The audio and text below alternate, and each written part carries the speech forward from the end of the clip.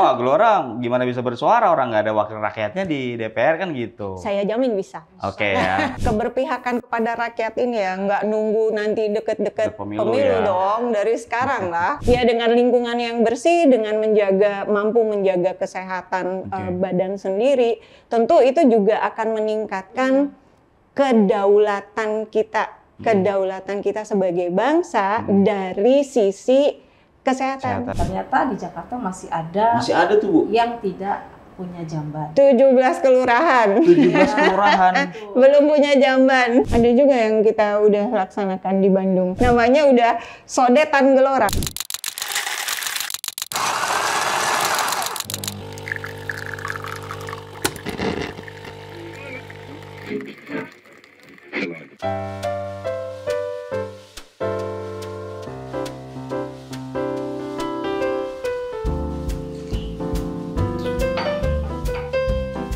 Halo sahabat Gelora, ketemu lagi kita di Cerita Kopi yang hari ini saya sudah kedatangan dua Serikandi Partai Gelora Indonesia nih. Assalamualaikum Bu Hajah Ais, Ibu Dr. Rina, sehat ya? Waalaikumsalam, alhamdulillah sehat. Ya hari ini dengan Bu Ais dan juga Bu Dr. Rina kita akan bahas tentang Badan Pelayanan Masyarakat. Iya. Dimana kalau Bu Is jabatannya Bu saat ini? Saya Ketua Bayanmasnya. Oke, Ketua Bayanmasnya. Iya. Kalau Bu Dr. Rina? Saya Wakil Bayanmas. Wakil Bayanmas. Iya, betul. Oke. Ini Bayanmas ini Badan Layanan Masyarakat. Iya. Dari namanya udah kelihatan nih Bu. Betul. Fokusnya kayaknya melayani masyarakat. Tapi sebelum itu boleh Bu diunjuk dulu kopinya. Terima kasih kopinya. Mudah-mudahan. Tahu sih Bu Rina ya. Iya betul. Ngobrolnya bakal panjang soalnya Bu. Oke. Nah kita bisa lanjut. Soal tadi saya sebelum kita jauh lah Bu Ais ya. Kita mau tanya nih, kenapa dibentuknya Badan Layanan Masyarakat ini? Artinya apa sih insight di belakang itu apa sih? Iya. Partai Gelora mau bikin apa nih sebenarnya dengan membentuk Badan Layanan Masyarakat? Karena ya kita dari Korbit Penggalangan yang mana kita ini salah satunya ujung tombak yang irisan langsung dengan masyarakat. Oleh karena itu salah satu dari badan yang dibentuk oleh Korbit Penggalangan adalah Bayanmas atau Badan Layanan Masyarakat. Kenapa dibuat? Karena memang mengingat masyarakat Indonesia yang demikian besar ini yang memang ada 284,44 juta jiwa. Yang mana yang tingkat kemiskinannya aja sudah mencapai 24,06 juta jiwa. Dan yang ekstrim miskinnya itu ada 3,17 juta jiwa. Nah, oleh karena itu kita sebagai juga mitra dari pemerintah seharusnya ikut berpartisipasi memikirkan hal-hal seperti itu. Apa yang kita bisa lakukan kita lakukanlah. Apa itu bentuknya pendampingan ke masyarakat, layanan-layanan kita bisa berikan, dan lain-lain lah yang bisa kita lakukan selama ini. Rencana strukturnya mau sampai mana tuh Bu? Kalau saat ini yang sudah kebentuk? Sekarang sih alhamdulillah ya. Udah launching? Provinsi sudah ada 30 seluruh provinsi sudah mulai turun dan insya Allah nanti kalau memungkinkan ini sudah running yang 38 provinsi ini akan lanjut ke bawahnya lagi. Oh sampai ke bawah berarti ya? Jadi memang kalau begitu fokusnya Partai Gelora saat ini di Badan Layanan Masyarakat ini bidangnya apa aja Bu? Kalau secara besar nih, secara garis besarnya? Bidang layanannya ya kesehatan, kemudian olahraga pendidikan. Dan pendidikan ya. Pendidikan itu juga ada layanan masyarakat yang mungkin lain-lain ya. Saya bilang tadi pendampingan dari mulai hal-hal kecil misalnya KJP lah, banyak masyarakat kita yang memang fasilitas itu ada tapi mereka ada yang belum mendapatkannya atau mereka punya hak tapi mereka kok terhalang banyak hal gitu. Nah itu kita dampingi mereka untuk bisa mendapatkan hak-hak mereka. Nah di sini Bu Dr. Rina nih yang punya kapabilitas kesehatan. Kenapa Bu kesehatan menjadi bagian penting dari Bayanmas ini? Aku nyebutnya Bayanmas betul? Betul. Betul. Ya, Bayanmas. Kenapa tuh Bu Dokter? Ya, kenapa kesehatan menjadi yang terpenting? Pertama, Indonesia ini besar. Wilayahnya besar sekali dengan jumlah penduduk yang 180 juta. Terbayang semua penduduk ini harus mendapatkan pelayanan kesehatan yang merata. Jadi itu satu posisi di mana Bayanmas, terutama Kesmasnya juga harus bisa membantu pemerintah dalam hal pelayanan itu. Kemudian yang kedua, kita tahu nih Indonesia ini masih punya angka stunting dan angka gizi buruk angka stunting dan angka kematian ibu dan anak yang cukup tinggi. Walaupun program dari pemerintah ini udah banyak turun. Sekarang menurut survei kesehatan Indonesia itu kelanjutan dari Rikerdas tahun 2024 itu menyatakan bahwa stunting di Indonesia itu sekarang sudah turun di 18,3%. Ya, yang 21,5 itu tahun 2022-2023. Sekarang tahun 2024 dari Kementerian Kesehatan sudah keluar survei kesehatan Indonesia itu di 18,3%. Good. Ya, jadi program pemerintah dan juga tentunya Partai Gelora pasti ikut andil di situ kan? Karena Partai Gelora pada tanggal 22 Oktober 2022 itu kita launching gerakan Gen 170. Ya, bahwa kita harapkan anak-anak kita itu bisa tingginya di atas 170 cm. Makanya kenapa itu disebut Tangsel, Gen? Tangsel. Saya MC-nya tuh, Bu. Kita jadi cukup tahu program itu, dan itu bahkan sebelum launchingnya pemerintah pada saat itu keluarin Gen 170 anti stunting, Gelora udah bikin isu itu ya. Oke, obrolan kita makin seru nih, Bu. Seruput kopinya lagi boleh. Karena saya mau nyeruput nggak enak kalau sendirian. Belum selesai tuh. Belum selesai ya? Belum dong, angka kematian ibu ini. Sebelum kita lanjut Bu Dokter. Ini kan tadi saya belum singgung soal program-programnya nih. Artinya program-program apa aja yang bakal diterima oleh masyarakat nih dari Badan Layanan Masyarakat ini. Gitu. Silakan Bu Ais. Ya, kita ini memberikan edukasi, komunikasi, dan juga kita memberikan aspek-aspek kesehatan dan juga pendidikan dan sebagainya. Itu salah satunya. Kemudian juga kita mengadakan kayak kampanye gaya hidup sehat ke masyarakat, karena itu penting sekali kita gaungkan, mengingat hidup sehat itu juga jadi kebutuhan di masyarakat. Juga kita memberikan pelayanan kepada masyarakat berupa pendampingan dan lain sebagainya. Jadi intinya seputar pendamping. Kalau saya tadi nyimak Bu Is banyak seputar pendampingan tadi ya. Iya. Artinya gini Bu, kan kalau masyarakat itu kan mereka biasanya sudah punya pos-posnya masing-masing nih. Betul. Bakal kemana. Nah, Gelora bisa masuk itu lewat apa Bu? Maksudnya kerjasama dengan mungkin pemerintah daerah kah, atau dengan apa dan segala macam, atau memang berdiri sendiri dengan badannya kemudian kita ke masyarakat, gimana tuh? Tidak, Gelora itu punya panduan, panduan dari SOP-nya, di mana sifat dari SOP-nya itu adalah komunikasi, koordinasi, dan kolaborasi. Nah, artinya lagi-lagi walaupun Gelora ada di luar dari parlemen, tapi kita mengharapkan atau kita akan buat Gelora ini menjadi motor, menjadi motor agar supaya hal-hal ini tadi bisa terrealisasi. Dengan apa ininya yang tadilah dengan dengan tiga sifat ini, memanfaatkan narasi kita, kemudian memanfaatkan jaringan kader kita, termasuk yang Bayanmas, ya ada badan-badan yang lain selain Bayanmas ya. Terus kemudian juga keberpihakan terhadap rakyat. Makanya kita tidak nunggu waktu pemilu.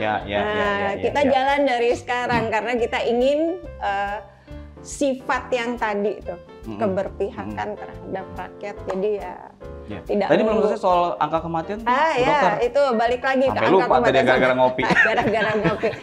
Kayaknya ngantuk juga ya. Iya, makanya kopinya harus kencang nih. Oke, itu dari angka kematian ibu dan anak. Nah, tahun 2020 angka kematian ibu dan anak kita itu 189 per 100.000 kelahiran. Itu besar. Oh ya, tentu besar. Paling tinggi se-ASEAN. Ya. Kemudian yang sekarang nih tahun 2024 berdasarkan survei kesehatan Indonesia kita sudah di angka 140. Dari 180. Dari 100.000 ya, udah turun kurang lebih. Walaupun itu semua masih di bawah, masih di atas daripada teman-teman negara tetangga ASEAN kalau mereka sudah di bawah 100. Tapi setidaknya ini adalah satu bentuk nyata dari program pemerintah yang cukup luar biasa. Padahal hitungannya baru masuk tahun kedua ya, Bu. Ya. Lalu yang ketiga, kita ini saking besarnya negara kita, maka pelayanan kesehatan itu juga tidak merata. Ya. Tidak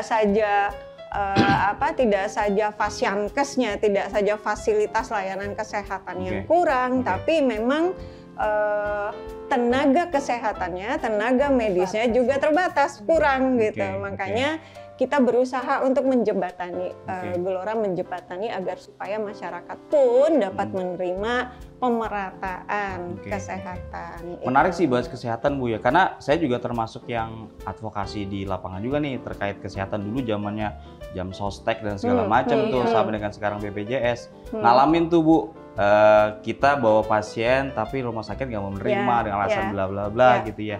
Nah ini kan terkait dengan regulasi nggak sih, Bu?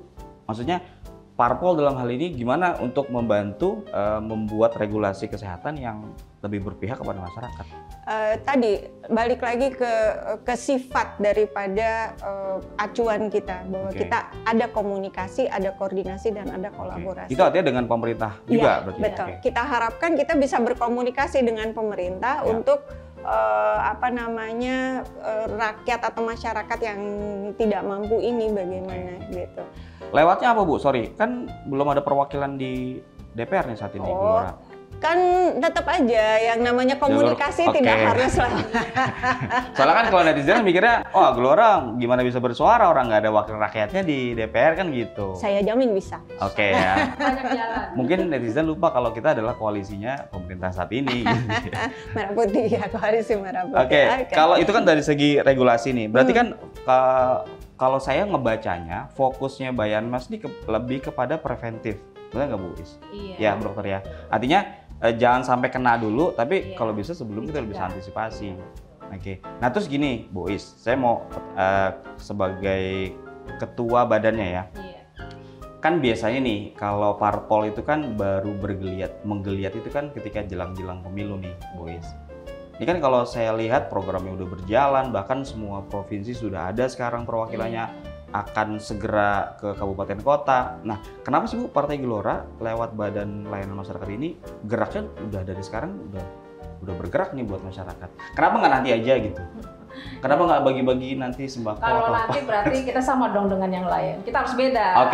Bedanya apa nih, Bu?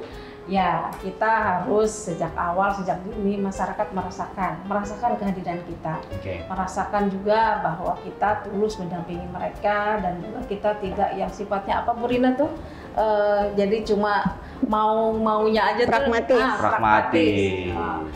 Nah, kita tidak seperti itu insya Allah. Jadi kita akan siap ada di samping mereka untuk mendampingi dan juga untuk membantu masyarakat khususnya yang tanda kutip yang tidak mampu atau ada hal-hal yang harus dibantu insya Allah.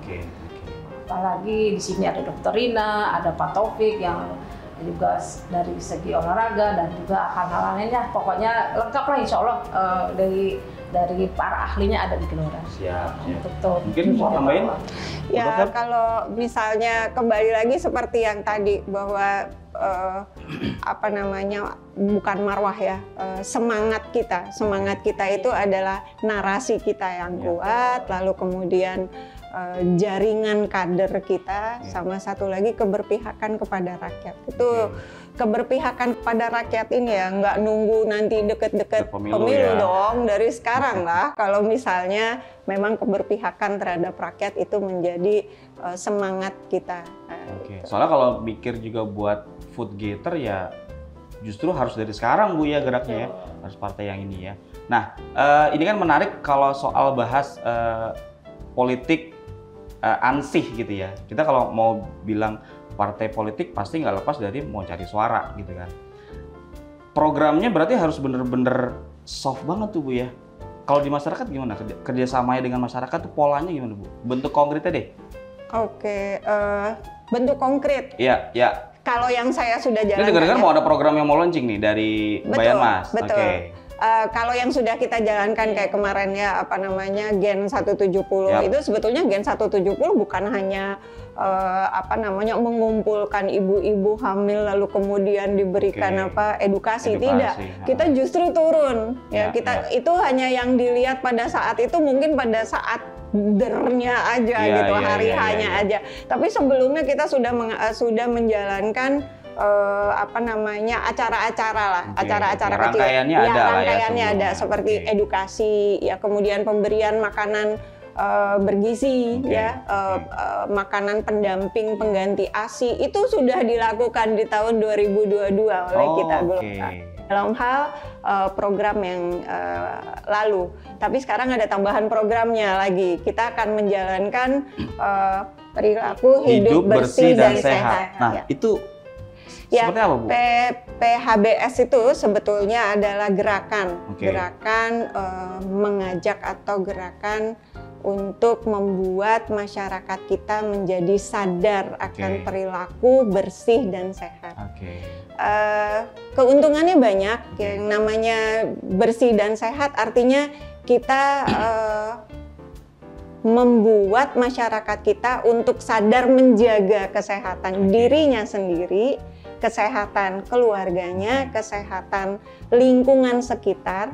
Kemudian terjadi tidak hanya di lingkungan rumah saja, tapi di sekolah juga, kemudian di tempat kerja juga, dan di tempat-tempat umum yang lain. Makanya menjadi gerakan tadi. Ya, menjadi gerakan. Contoh nih, kalau kita pergi ke toilet umum, apa yang terjadi? Aku tanya dulu deh. Iya sih. Kebayang tuh, Bu. Pasti kita mendingan, kalau saya pribadi, mendingan saya nunggu sampai saya sampai di rumah atau sampai di tempat yang saya lihat toiletnya bersih. Karena pada dasarnya si toilet yang kotor itu juga bisa menyebarkan penyakit. Nah, jadi adab menggunakan toilet tuh harus. Nah, ini tentu tidak akan diketahui oleh masyarakat kalau tidak ada edukasinya kan. Terus kemudian yang kedua, ya dengan lingkungan yang bersih, dengan mampu menjaga kesehatan badan sendiri, tentu itu juga akan meningkatkan kedaulatan kita sebagai bangsa dari sisi kesehatan. Kita baru ngelewatin tuh pandemi COVID kemarin. Ya, bagaimana kita bisa keluar dari pandemi itu sesungguhnya kan karena memang kita mulai menyadari bahwa penyakit ini harus diisolasi. Bagaimana sih cara ngisolasinya? Oh, ini orang sedang sakit harus menggunakan masker. Nah, itu kan sebetulnya juga perilaku hidup sehat. Kan? Terus kemudian olahraga, ya nggak boleh enggak tuh, harus olahraga. Seminimal-minimalnya olahraga tuh 150 menit seminggu. Ya. Seoptimalnya itu 300 menit seminggu. Nah, ini dengan kondisi sehat ya, tentu saja yang namanya olahraga oksigen banyak masuk, kemudian walaupun ketika olahraga juga terjadi pelepasan protein, tapi setidaknya itu juga membuat kita menjadi lebih segar kan. Pola makan juga kejaga. Ya, pola makan. Nah, tuh pola makan. Pola makan juga harus yang bergizi dan seimbang ya. Jadi nggak hanya habis makan nasi lalu makan mie. Nggak cukup bergizi dan murah aja nggak cukup ya Bu ya? Nah, itu harus mengikuti panduan-panduan yang sudah dijalankan atau sudah jadi program pemerintah, misalnya isi piringku ya. Betul, Atau betul, kalau nggak mau ngikutin isi piringku, setidaknya si karbohidrat 40%, protein 30%, nah lemak 30%. Nah ini kemudian yang akan membangun daya tahan tubuh kita kan tentu saja ya. Kemudian ya orang bilang mungkin klise, tapi sih tidak ya. Begitu lingkungan kita bersih, gimana rasanya kita? Nyaman kan? Nggak usah pergi-pergi nggak usah pergi-pergi rekreasi ke puncak, healing di rumah aja, rumahnya bersih kayak begitu. Nah itu sebetulnya yang gerakan kita, gerakan perilaku hidup bersih dan sehat. Setidaknya itu bisa menjaga kita dari kemungkinan penyakit menular ya. Kemudian karena makan kita betul juga baik juga menjaga dari kemungkinan penyakit yang gaya hidup kayak diabetes, jantung, itu juga bisa kita turunkan. Nah itu gerakan kita dari Bayan Mas, yang paling baru. Ya. Saya juga karena kebetulan saya tinggal di Jakarta ya, saya beserta kader-kader waktu itu turun ke warga, mengevaluasi setiap rumah apakah ayahnya merokok atau tidak. Terus juga anaknya cuci tangan apakah disediakan untuk sabun dan sebagainya. Demikian juga jamban. Ternyata di Jakarta masih ada tuh, Bu, yang tidak punya jamban. 17 kelurahan. 17 kelurahan belum punya jamban. Ada.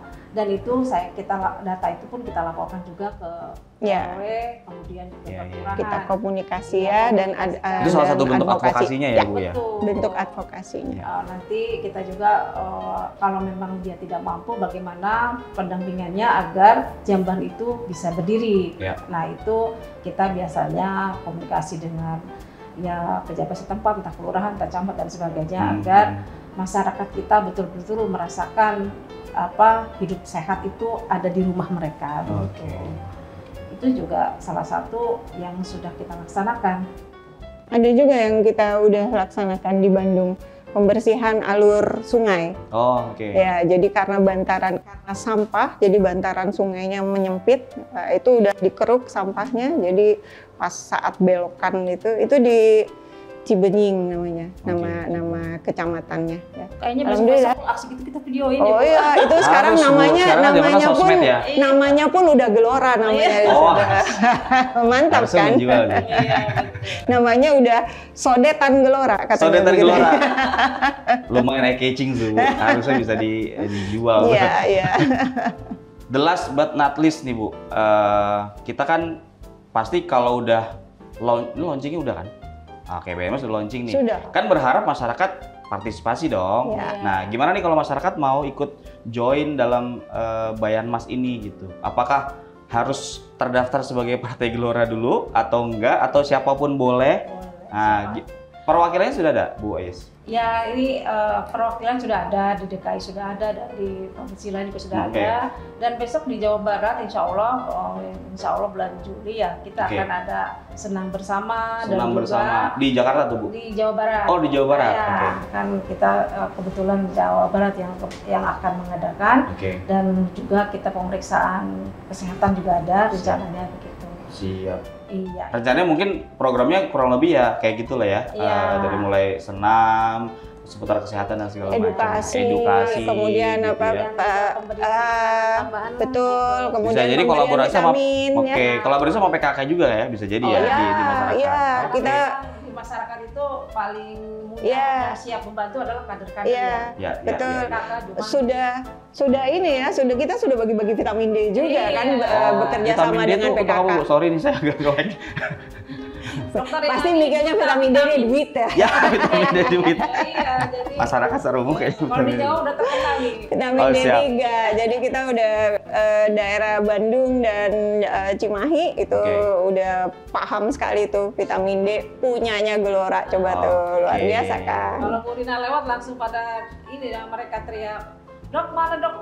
Vitamin D-nya.